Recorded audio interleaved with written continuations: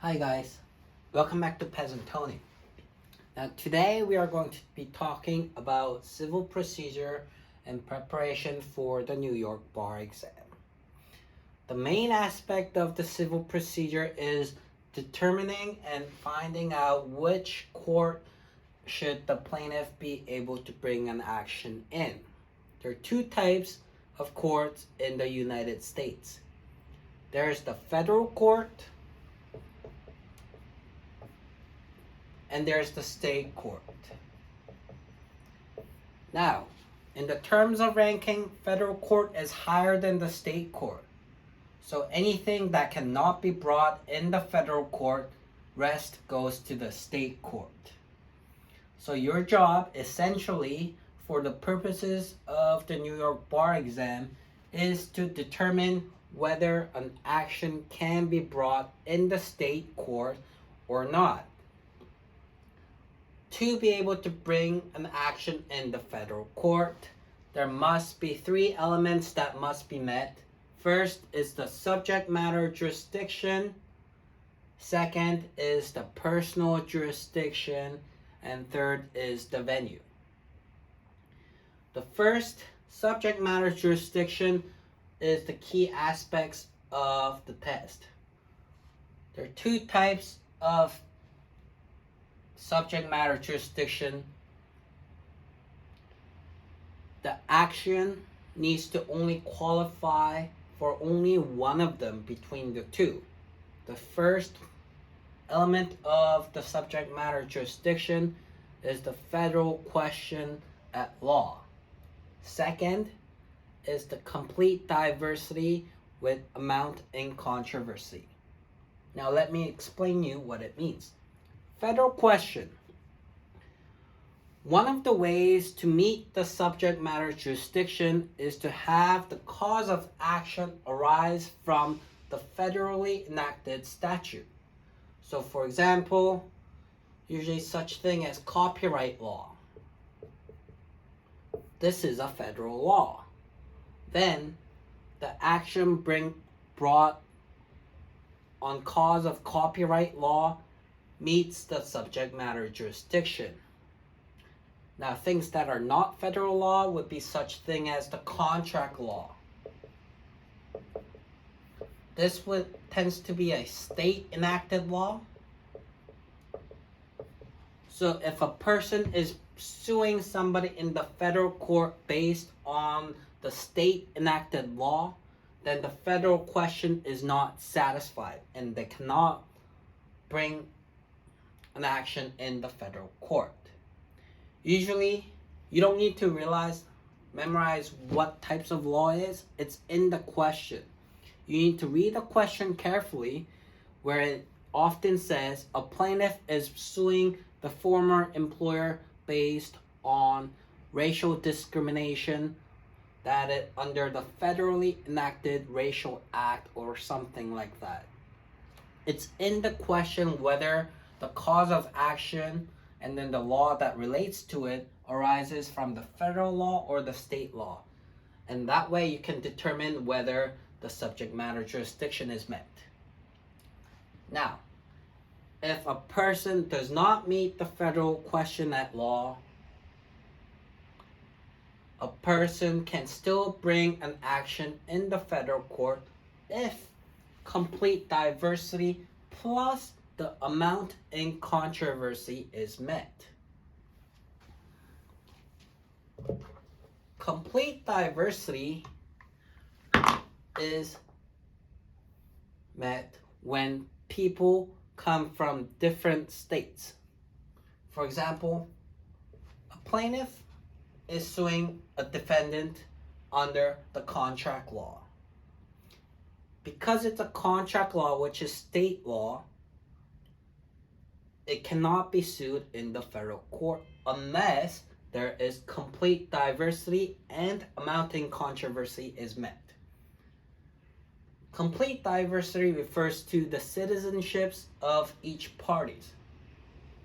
In this case, for the plaintiff to sue the defendant in the federal court, the plaintiff must be from state A and the defendant must be from state B.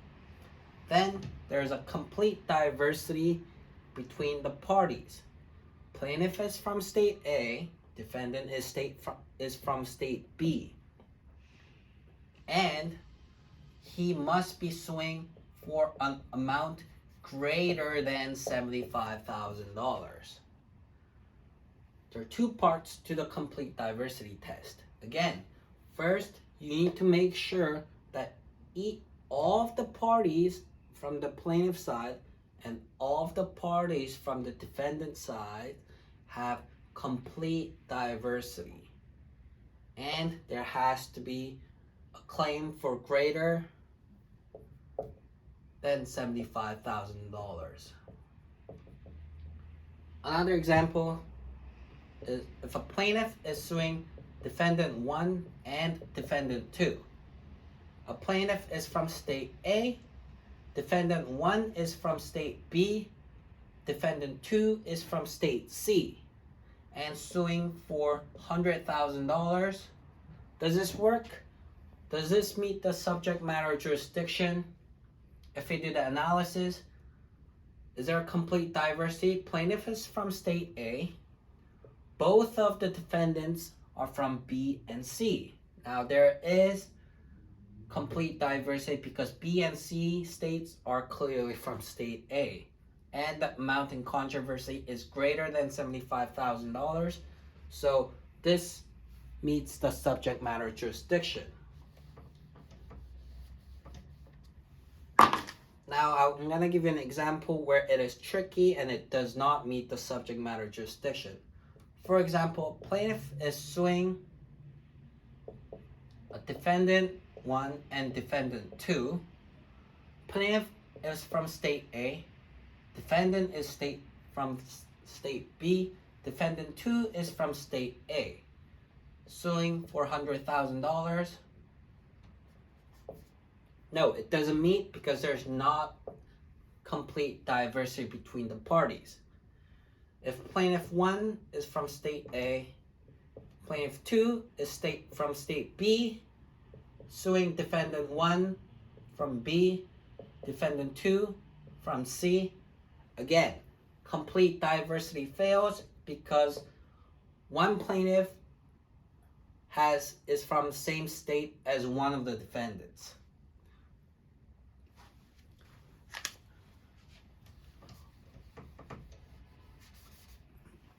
And in some cases, the actions can be aggregated together to meet the amount in controversy. For example, a plaintiff 1 is suing defendant 1.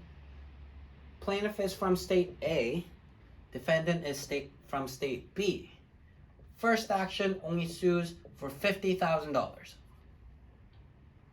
And plaintiff 1 is again suing second defendant from state C, state A. This claim is for $60,000. Now, normally, these are two separate actions, and that if you look at it, because the amount, while there is complete diversity in the first action, the amount is not over $75,000, so the complete diversity fails. Second action, again, same thing. Different states, different citizenship, but then the amount in controversy does not exceed $75,000, so this action fails. However, if both of these actions are arising from the common nucleus of operatives, or in other words, both of these lawsuits arise from a similar transaction that relates to one another, plaintiff can make a claim in the federal court because he will essentially be suing both of the defendants for a total of $110,000. In this case, there's complete diversity, and with these two aggregates combined, that amount in controversy goes over $75,000. So this meets the complete diversity test. So such an example would be where a plaintiff is suing a, let's say, a contractor one for building a house, and plaintiff again suing contractor 2 for building the same house. Now these contractors have similar roles, or they're being hired to work on the similar projects. Then if the plaintiff is suing both of them for separate actions, he can always join the actions together and sue in the federal court. Something to keep in mind. However, while it cannot have two separate plaintiffs suing one defendant, for example,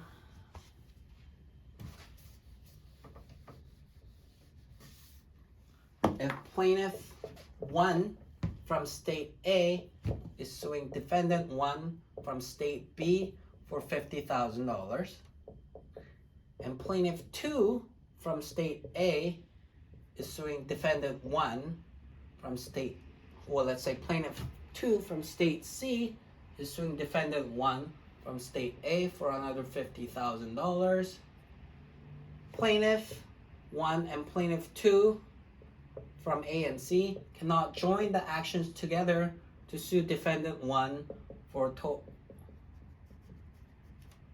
cannot join the actions together to meet the federal to sue in the federal court. This does not work. It has to be one plaintiff suing multiple defendants. You cannot have multiple plaintiffs suing one defendant and joining their numbers together to meet the federal court. It just doesn't work like that. So keep that in mind when you look at the questions. And second aspect, once you identify their subject matter jurisdiction qualify either through federal question at law or complete diversity plus the amounting controversy over $75,000, then you move on to the next step. Second step is the personal jurisdiction test. It refers to that the courts in a state must have jurisdiction over the defendant being sued. There are two types of personal jurisdiction. One is the specific jurisdiction and general jurisdiction. It essentially means whether a court has jurisdiction not at law, but in a factual scenario to hear the matter. Specific jurisdiction relates to connection to cause of action. So for example, if it's a bus driver, plaintiff is suing a defendant. Plaintiff is from state A and defendant is from state B, suing in federal court A. Now, if the cause of action in this accident arises in state A, then the federal court has jurisdiction over the defendant. For example, another example is if the plaintiff is suing the defendant for the accident that occurred in state C in federal court C, then the federal court has jurisdiction over the defendant because the cause of action arose in state C. So it's usually the case where a bus driver or a truck driver who drives interstate gets into an accident in a different state. That different state is able to have jurisdiction over the driver from out of that state. General jurisdiction is a lot more simpler. This refers to citizenship of the parties. It refers to the state citizenship And for individual cases, it refers to residence. For example, if a person is from state, resides and lives in state A, then that person has citizenship of the state A, and that state A has the jurisdiction over it. For corporations,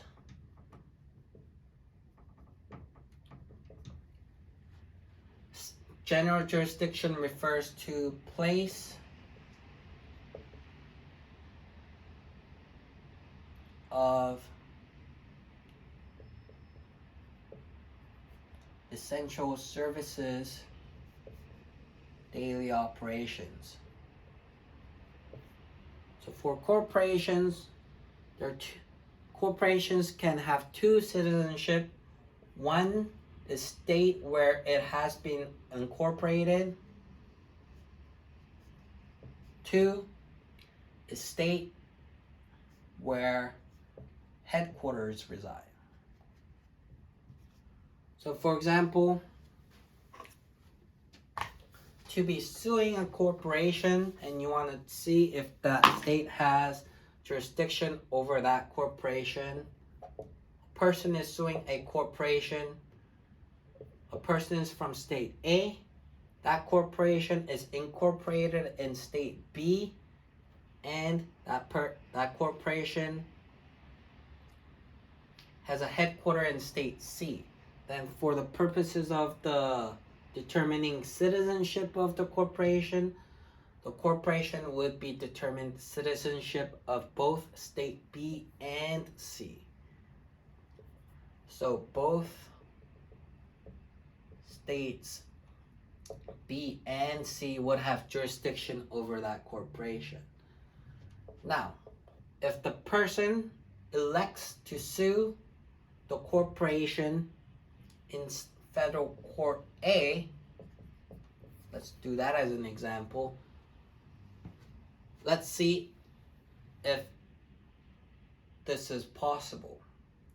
First of all, again, going back on number 1, you have to go through the subject matter jurisdiction. You will have to first determine whether the question at issue or the law that relates to it is a federal question or state enacted question. Let's say this is contract law and this is state enacted, then the federal question will fail. The second aspect, if it fails, you want to check the complete diversity. In this case, plaintiff lives in state A, corporation is from state B and C, so there is complete diversity assuming that there's a claim over $75,000. Now, if the corporation is incorporated in state B, but if its headquarters are in state A, then the complete diversity fails and subject matter jurisdiction fails, so you cannot sue in the federal court. Going back on the first example, if the plaintiff is from state A, suing a corporation that's incorporated in state B and has a headquarters in state C, does this have personal jurisdiction? Does the federal court A has personal jurisdiction? For the general jurisdiction, it will not comply because it's incorporated in state B and C, but for be able to do it, the cause of action would have to be connected to state A. For example, it could be such thing as the plaintiff was injured in state A, or the signing of the contract was done in state A, of any kind of relation that this corporation has to state A, then it will be specific jurisdiction. The tough part in this is identifying the subject matter jurisdiction, making sure that there's complete diversity with amounting controversy. Now the third is the venue. This is the least texted part. Venue essentially means after subject matter jurisdiction and personal jurisdictions have been met, whether it is still appropriate for the action to be heard in the federal court of that state. Usually, first of all, the court has the inherent power with respect to venue, meaning the court is able